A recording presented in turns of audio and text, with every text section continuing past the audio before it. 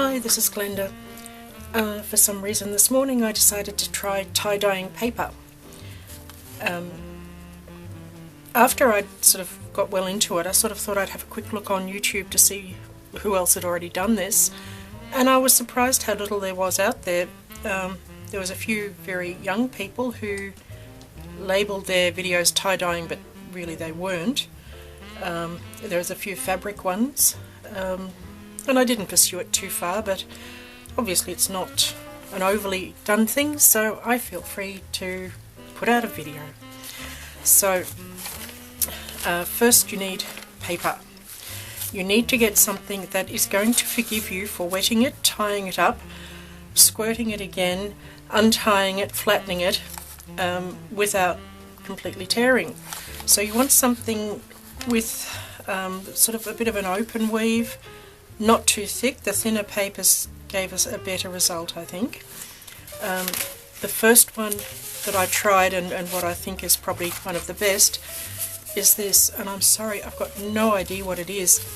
I think it's some kind of Japanese watercolour paper, but I've had it for years and years. It came in a 2-pack. I don't think it was very dear, but it's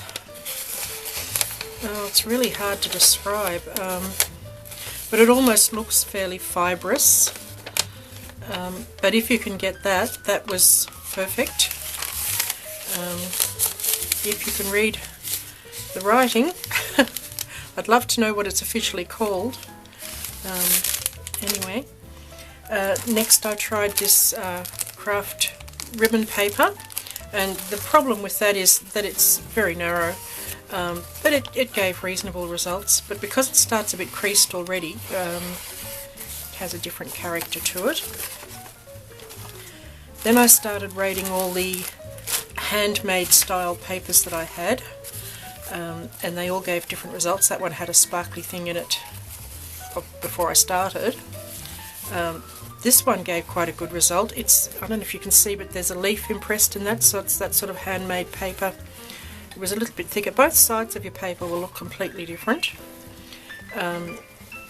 Thinner will give you a more tie-dyed look, I think, because you can get in closer with the tying.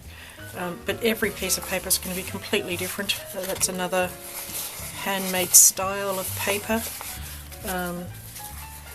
That was another one that worked out fairly well.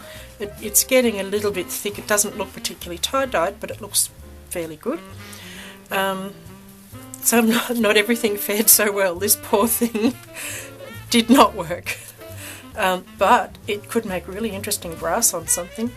Anyway, so just raid your stash, see what papers look like they might forgive you for wetting them furiously and tying them up. And if not, perhaps you can find this Japanese style paper. So first you want to wet it. If you want to leave your base colour white, just use water, otherwise use a colour. With thicker papers I wet both sides.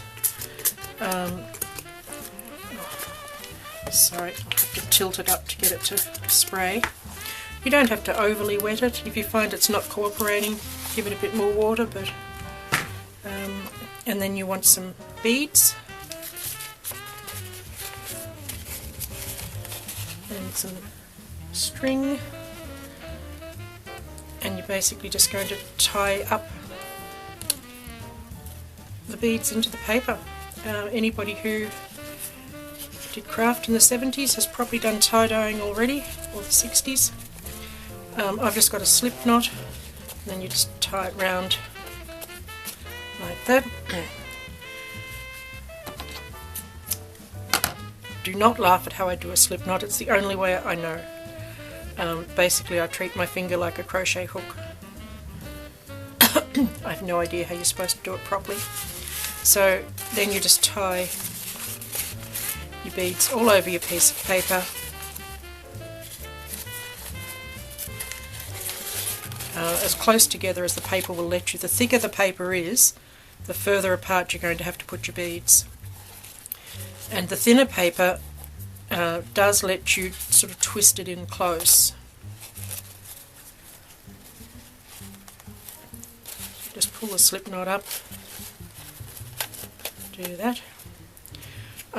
I'll fast forward through this bit or it'll get a bit monotonous.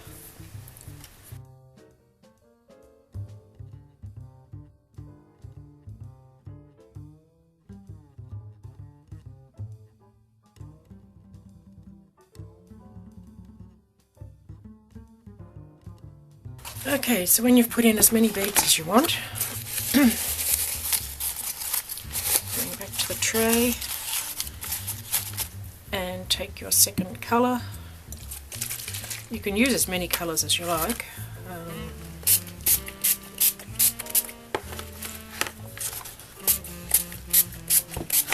You want to do both sides.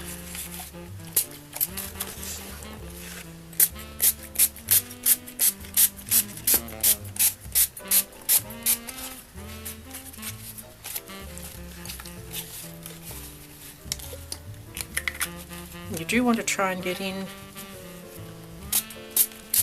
between the beads there. That's the bit that'll end up not coloured if you don't spray really well.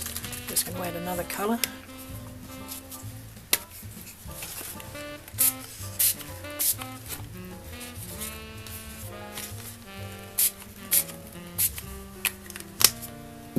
And this can get a bit messy at this point because you are making it really quite wet.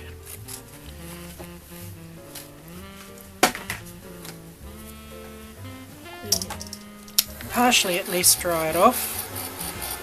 I expect if you're patient you can leave it to dry all by itself and it may help strengthen the paper, but that's not me.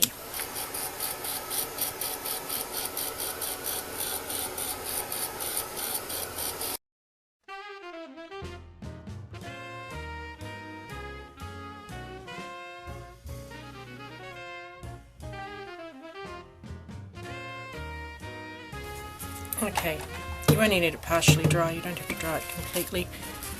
These colours are going to be fairly pale. The stronger the colours, the more striking your tie-dye effect is going to be. But at the moment I'm liking these colours, they're quite pretty. Then we're just going to do the reverse and undo all our strings and beads. With the slip knot you can often just pull it and it will release. If you get any that are really stuck, just cut them rather than risking your paper. You can save the knots and use them several times if you're making more sheets. Or save the strings rather.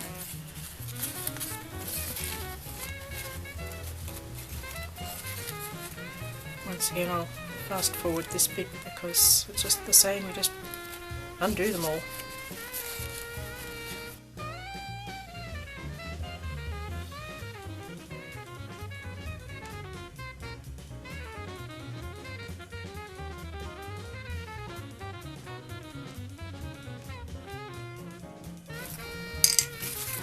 Okay, so then the big reveal. So you're going to dry it.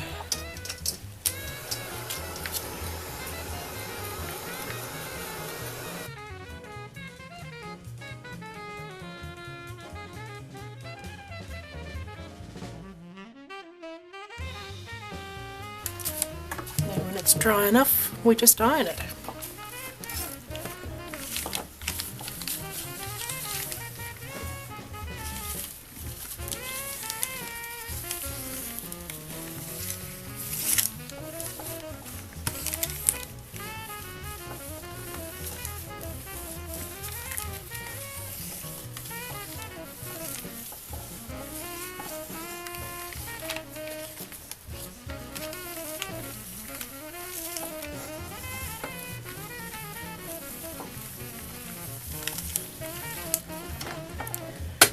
And that's it for those who like making backgrounds for the sake of making backgrounds.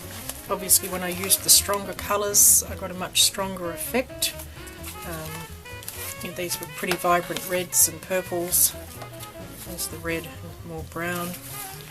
But this is quite a pretty effect. It does actually sort of show up a little bit the more it dries. It's not completely dry. Yes, so playing for the sake of playing, that's how I frivolously spent my morning, and maybe you'll try it. Thanks for watching.